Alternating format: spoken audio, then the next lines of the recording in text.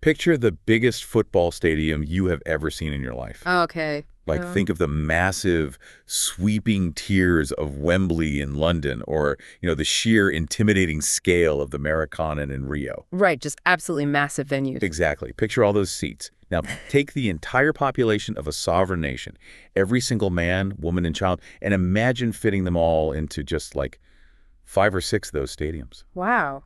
Yeah, it really creates a staggering visual, doesn't it? It really does. Because you were talking about a crowd size, not a country size, a literal speck on the global map stepping onto the pitch against nations with tens of millions or even hundreds of millions of people. Right. And now imagine that crowd taking the field against global giants like Spain and Uruguay. So, welcome to the story of Cape Verde at the 2026 FIFA World Cup. It's an unbelievable story. It is. If you were looking at your tournament bracket right now, you probably have a line drawn straight from Spain or Uruguay into the knockout rounds, right? Without even a second thought. Oh, totally. And most people do. But today, we are going to explore why writing off this tiny island nation might just, bust your entire bracket. Yeah, and to put the sheer magnitude of this achievement into proper context, Cape Verde has a population hovering just around 525,000 people. 500,000. That's it. That's it. And by making their World Cup debut in North America, they become the second smallest country by land area and the third least populated nation to ever qualify in the nearly century-long history of this tournament. That is just insane. I mean, they are defying fundamental demographic gravity. What I found so beautiful in the sources we reviewed is, well, the poetic timing of it all. Oh, the anniversary, right? Yes. This qualification arrives in 2026, which marks exactly 50 years since the nation gained independence from Portugal back in 1975. That is incredible. Half a century of building a national identity from scratch, and it's culminating on literally the biggest sporting stage on Earth. That historical symmetry really adds an immense layer of emotional weight to what we are about to see on the pitch. I mean, this is not just a football team advancing through a bracket. This is the physical manifestation of a 50-year national project.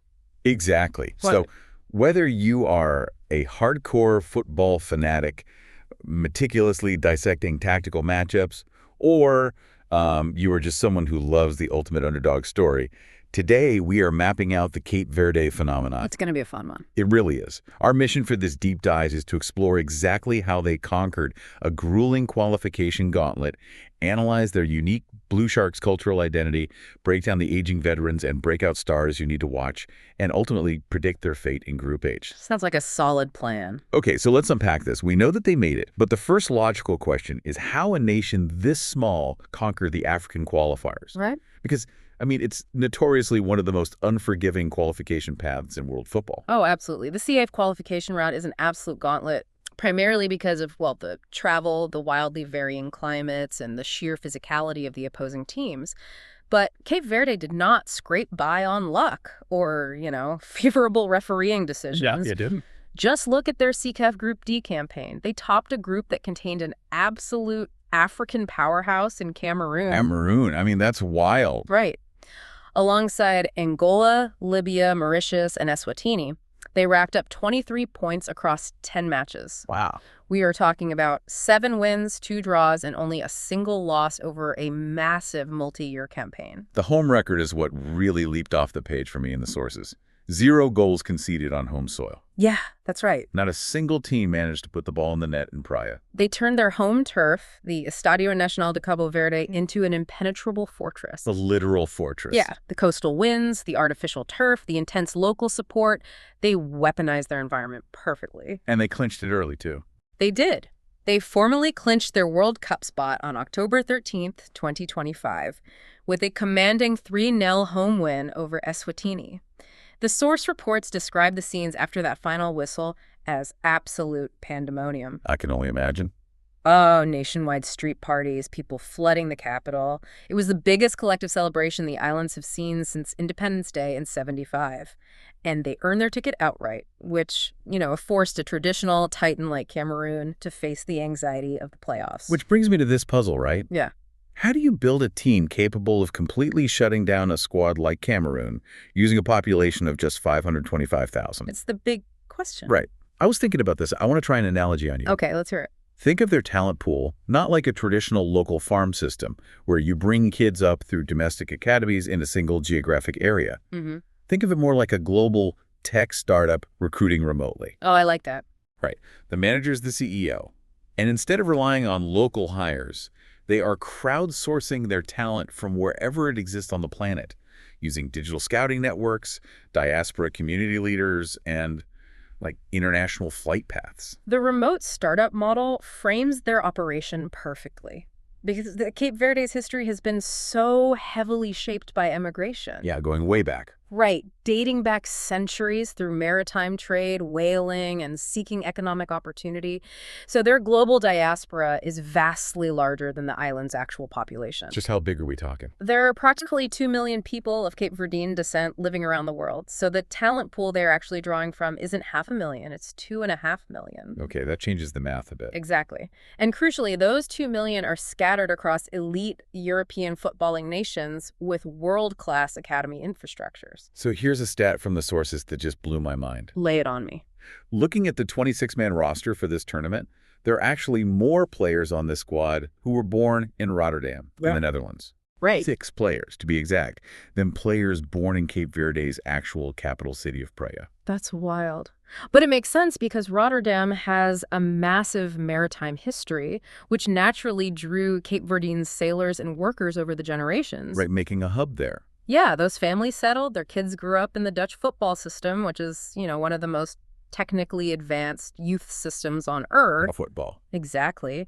And now Cape Verde gets to reap the benefits of that Dutch tactical education combined with their Cape Verdean heritage. Because decades ago, this was a massive vulnerability for them. Talent drain. Yeah. If you were a world-class player with Cape Verdean roots back then, you almost inevitably played for a European heavyweight because it was the only way to play in a World Cup. Right, you saw this with absolute icons of the game. Henrik Larsson, one of the greatest strikers of his generation, represented Sweden. Nani, who won everything with Manchester United, represented Portugal. Cape Verde was producing world-class DNA, but never getting to actually wear the shirt.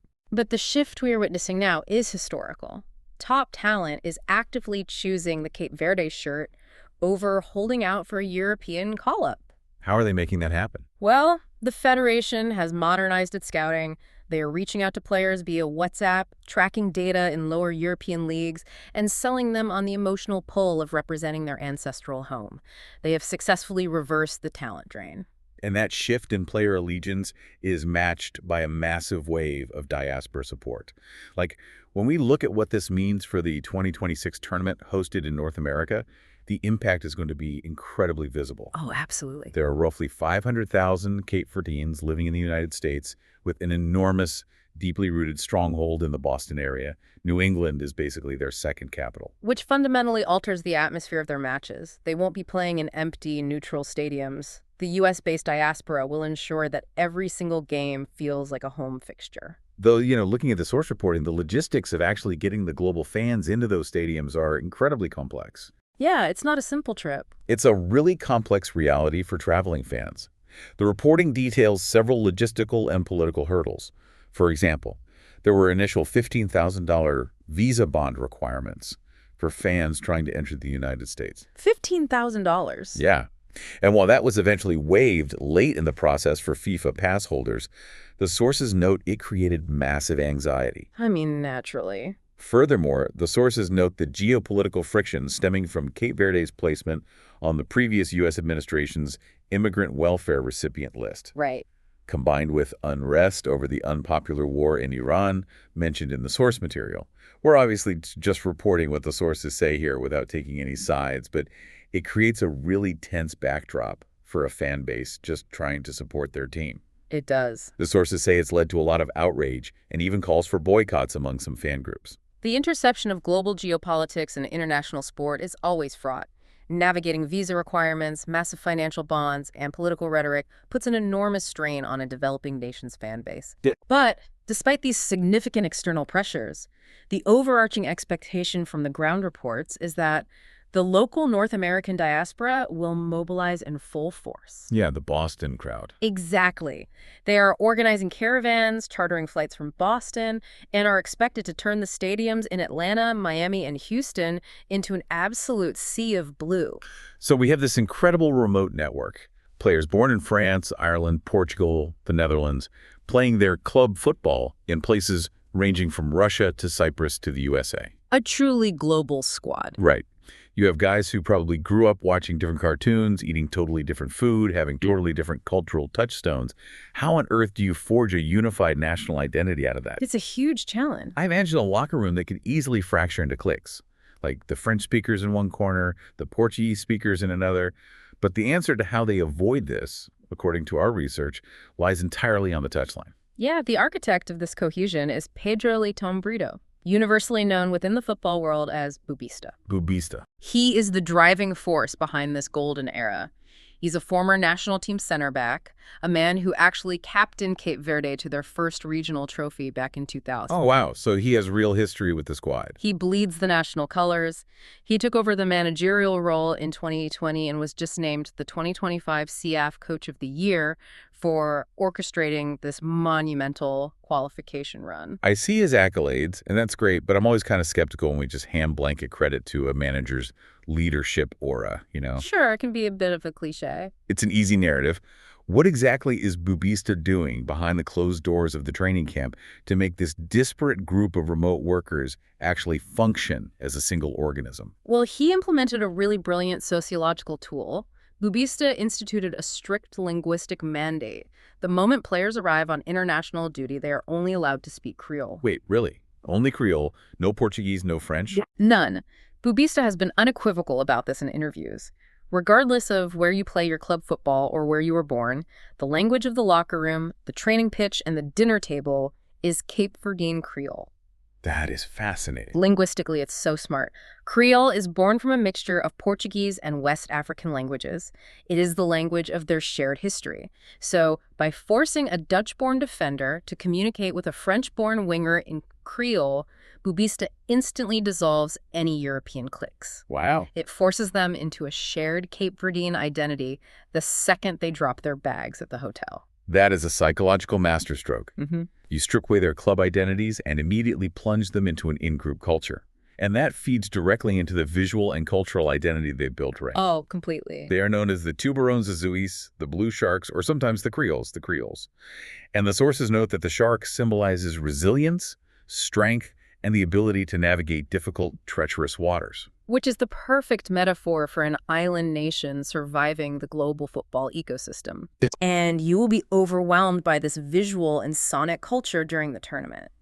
They've modernized their branding brilliantly, collaborating with the apparel brand ISLNDZ to create a new, striking logo. I saw that. It looks amazing. It features the blue shark, the vibrant colors of the national flag, and 10 golden stars representing the 10 distinct islands of the archipelago. It's a crest designed to be worn proudly by the diaspora. And the music. The sources describe how the traditional Morna and Funa rhythms literally follow the team everywhere. Everywhere. There are drums on the team bus, drums in the locker room. There's a dedicated song by the band Faro Gaita that the fans chant. And Soraya Ramos' track Na Terra has organically exploded as the team's unofficial tournament anthem. It's so catchy. You can already picture the carnival atmosphere outside the stadiums in Atlanta and Miami. It's a whole vibe. But connecting this rich cultural tapestry to their actual performance on the pitch is where it gets truly interesting. Yeah. Because all of this culture, the Creole language, the music, the branding, it all funnels directly into a core national philosophy known as Morabeza. Morabeza. The rough English translation is hospitality, or, my personal favorite, no stress. No stress, exactly. And analyzing Morabeza strictly from a sports psychology perspective reveals why it is so highly functional. Break that down for me. Well, when you are a massive underdog, right, a nation of 525,000 facing elite, high-stakes opposition like Spain. Yeah, terrifying. Spain is a country with unlimited resources and pedigree. The psychological pressure can be paralyzing. It makes players tense, it makes them second-guess their passes, but if your entire national identity, reinforced by your manager and your music, revolves around no stress, You neutralize that anxiety. That makes a lot of sense. You play with freedom. You embrace the joy of the challenge rather than the fear of humiliation. It's a beautiful concept. No stress. But it's easy to preach a no-stress philosophy in the locker room when the music is playing. I have to imagine that philosophy gets severely tested when you step onto the grass against the best athletes in the world. Oh, without a doubt. Theory meets reality very quickly. So let's talk about the physical reality of this squad. Who are the guys actually executing this vision? Well, the squad composition is a delicate high-wire act. And the most glaring vulnerability we must address is the age cliff. Right. They are relying intensely on an aging veteran spine. In a condensed summer tournament, playing high-intensity matches every few days in the North American heat, heavy legs become a critical liability. We have to start with the captain, Ryan Mendes. He is 36 years old. He is their all-time leading scorer with 22 goals and their most capped player with 98 caps. He's a legend for them. He is the absolute beating heart of this team. And there is this anecdote in the sources that perfectly illustrates the razor-thin margins of international football. Oh, the Scout story. Yeah. Years ago, a scout from Leicester City traveled to France to evaluate a highly touted young prospect. That scout was actually there to watch Ryan Mendes. Right. But while sitting in the stands, the scout happened to notice a different, scrawny winger playing in the same match, Riyad Mahrez.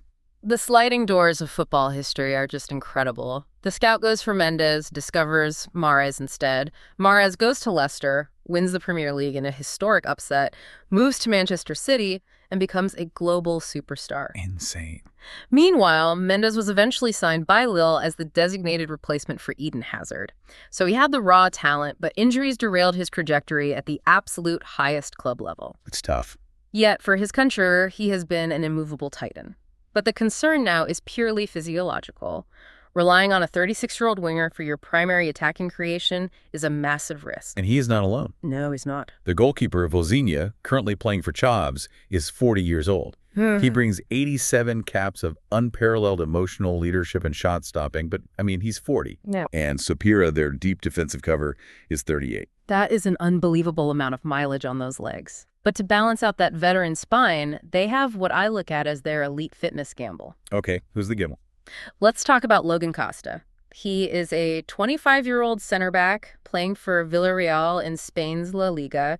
He is valued around 15 to 18 million euros, making him arguably their highest profile active club player. Okay, so he has the pedigree. He absolutely does. The massive catch. He tore his ACL in the 2025 preseason. Ouch. And according to the sources, he has played exactly 45 minutes of competitive football all year. Wow.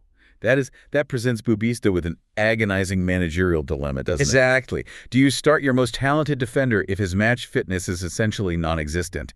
Costa's physical presence is transformative.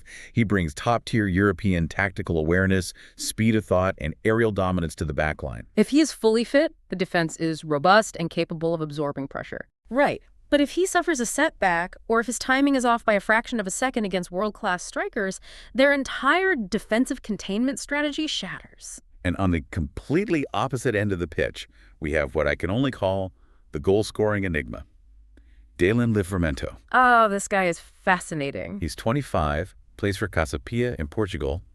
I was staring at his statistical profile on the sources, and I was genuinely bewildered. The club stats. Yes. He had 0 club goals this season, not one. Yet he put on the Cape Verde shirt and scored 4 massive goals in the World Cup qualifiers, including the crucial match winners against Cameroon and Eswatini. It's crazy. Put me in the mind of a striker like this. How does a player with absolute 0 club form carry an entire nation to the World Cup? Well, it highlights the fascinating divergence between club tactical systems and international football. Livramento's value to Bubista isn't purely in his finishing technique. It's in his physical profile. What do you mean? He operates as a traditional central target man. Historically, Cape Verde's talent pool produced highly technical, rapid, tricky wingers, but they completely lacked a physical focal point in the penalty area. Oh, I see. They had guys who could cross the ball, but nobody to head it in. Livramento solves that geometric problem. Even if he struggles in his club's specific system in Portugal, in Bubista's system, he is the exact puzzle piece required. He occupies the opposition's center backs, which creates space for Ryan Mendes and the other wingers to exploit. Precisely. Speaking of those players exploiting space, there are 2 23-year-olds, the sources highlight as massive breakout candidates. The fullbacks. Yes. First, Wagner Pina, an explosive right back playing for Trabzonspor in Turkey. He is fantastic at pushing high up the pitch and creating numerical overloads on the flank. And on the other side, Sidney Lopes Cabral, a left back at Benfica. What's unique about Cabral is that he actually acts as a primary playmaker from a defensive position, and he's their designated set-piece specialist for corners and penalties. Having playmaking ability originating from the fullback positions is a critical tactical workaround for a team that knows they will not dominate possession. Right. When you are playing Spain, you aren't going to control the center of the pitch, so your fullbacks have to become your primary creators. Which brings us perfectly to the tactical realities of this team. We know the players, we know the no-stress culture, we know the manager. Yep. But how do you take a 40-year-old goalie, a 36-year-old winger, a center back with no knees, and a striker with no club goals, and actually survive against the best teams in the world? Walk me through the pitch geometry. Okay, so Bubista typically structures the team in a 4-3-3 or a 4-2-3-1 formation, but the static shape on paper is far less important than their collective behavior on the grass.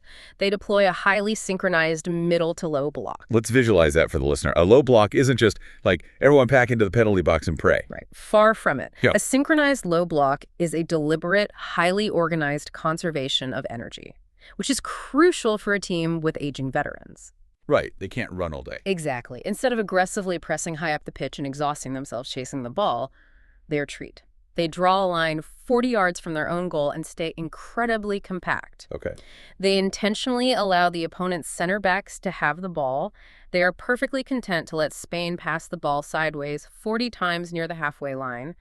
The goal is to absolutely deny any space between their defensive line and their midfield line. And the engine room making that dam hold together relies on two guys. Kevin Pina, who plays for Krasnodar, and Deroy Duarte from Ludogorets. I was going to call them the bouncers of the team, but based on what you were saying, they're more like a funnel. A funnel is the perfect analogy. Pina and Duarte are not just there to tackle. Their positioning dictates where the opponent is allowed to go. Oh, interesting. By crowding the central areas of the pitch, they act as a dam, deliberately directing the flow of the opponent's attack out to the less dangerous, wide areas of the pitch. They take the physical hits in the middle so the defense isn't exposed. And when they finally win the ball back, what is the trigger? The transition must be instantaneous. The moment the funnel forces a mistake and Cape Verde recovers the ball, they do not look to build out slowly. No time for that. Right. They immediately bypass the midfield with rapid vertical passes, looking to isolate their explosive, highly technical wide players like Willy Semedo and Jovane Cabral in one-on-one sprints against retreating defenders. I understand the theory, and against Cameroon in Praia, it worked beautifully. But I have to show some skepticism here. Fair enough. Is this actually sustainable against the absolute elite? We're talking about teams that dissect low blocks as a warm-up exercise. Your skepticism is entirely warranted. The source analysis points out severe structural vulnerabilities. The first is bench depth. If that starting 11 gets fatigued, and they will in the summer heat, the drop-off in quality to the substitutes is massive. That's tough. What else? Yeah. Second, they have a glaring weakness regarding press resistance. When elite, highly coordinated teams counterpress them aggressively the moment they win the ball, Cape Verde struggles immensely to string passes together out of the back. So they just turn it over. Yeah, they are prone to turning the ball over in really dangerous areas.